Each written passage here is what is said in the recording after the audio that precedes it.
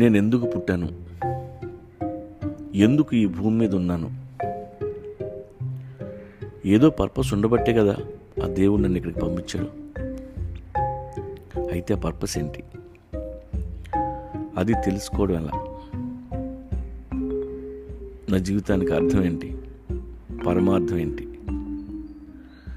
దేవుడు నా నుండి ఏం కోరుకుంటున్నాడు అని చాలామంది మొదలు పడుతుంటారు. నిజానికి జీవితానికి పర్పస్ ఉండదు.